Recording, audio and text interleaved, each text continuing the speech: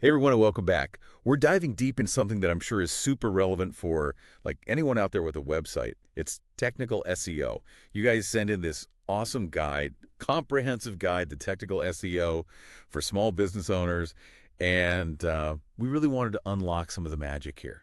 Yeah. Really figure out what moves the needle when it comes to this whole technical SEO thing.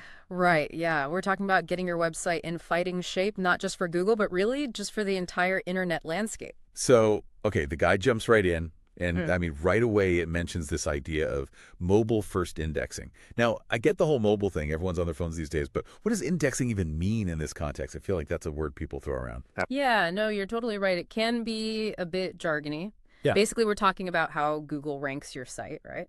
And the big thing is they're looking at it from the viewpoint of someone on their phone now. Like if your site's a mess on a phone, forget about it. You're basically invisible.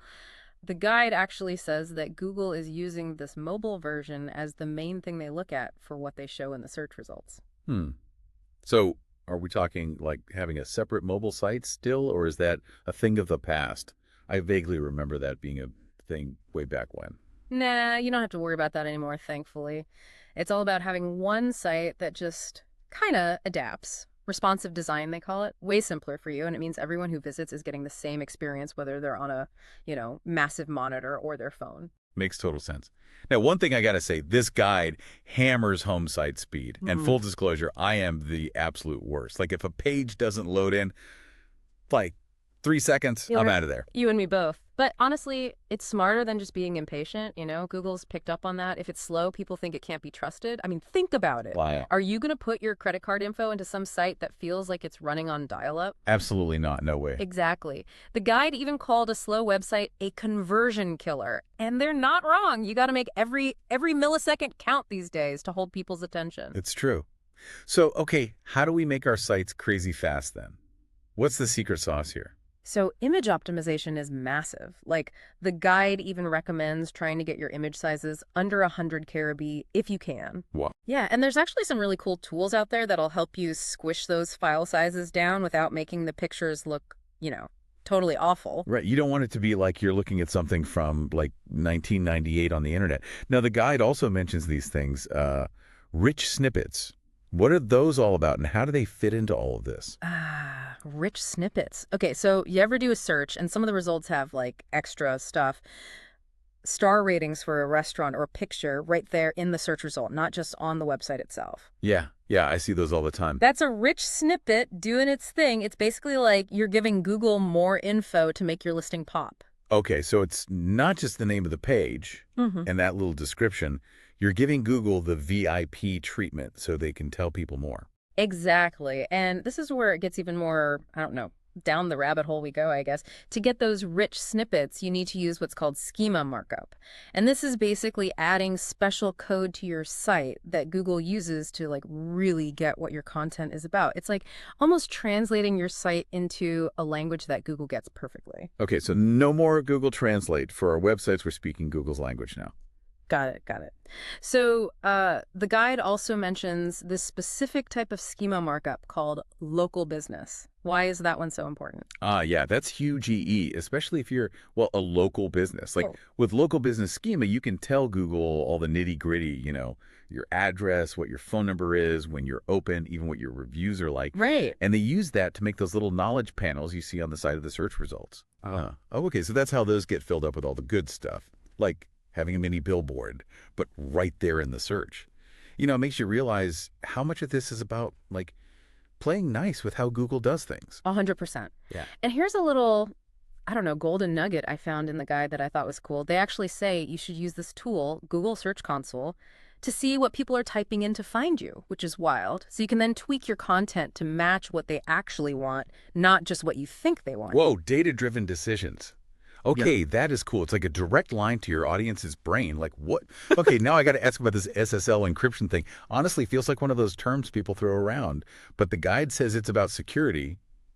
What's the deal there? Yeah, it sounds super techy and scary, but it's actually not that bad. SSL, it stands for Secure Sockets Layer, which, doesn't mean much on its own. But basically, it's encrypting the data that goes between your website and the person browsing it. So like sending a secret message that only the right person can decode or something. Exactly. Imagine you're online shopping, about to put in your credit card details. You're going to do that on some site that doesn't have that little padlock icon next to the URL, or the one that does. Oh, with the padlock, 100%. Right. That little thing gives you peace of mind. Guide even called it a trust signal, and it really is. Psychology is huge in all of this. It's so true. It's amazing how much of a difference that little visual cue makes. Makes you feel all safe and sound.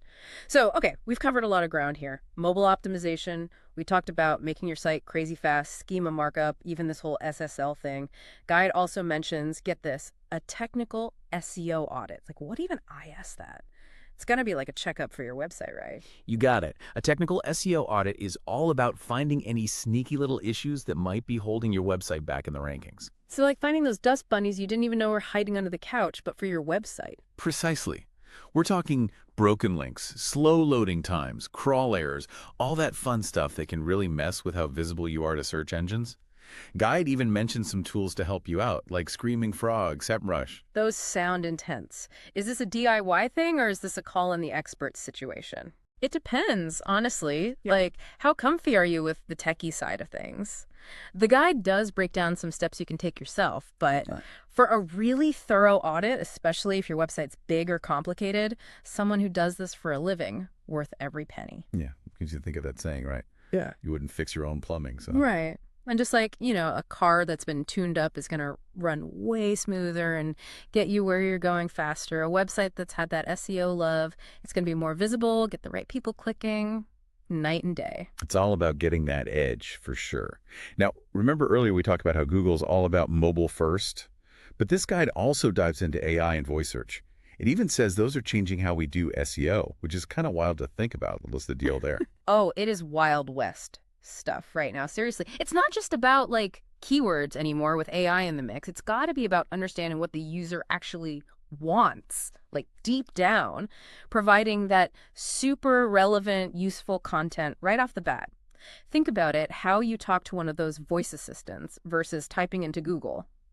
Totally different. Yeah, like I would never go up to my phone and be like, best Italian restaurant nearby in a million years. Yeah. But I totally ask it, hey, where can I get some amazing pasta tonight? Exactly. It's way more conversational. So the guide, it actually stresses using like natural language, long tail keywords. They call them those phrases that are more like how we really talk. It's almost like you got to get inside your customer's head and anticipate the questions they haven't even asked yet. It's like digital mind reading or something. Yeah. This is all super interesting stuff. So, okay, we've gone over a ton today, like from the really in-depth stuff like those audits to this whole future of AI and voice search.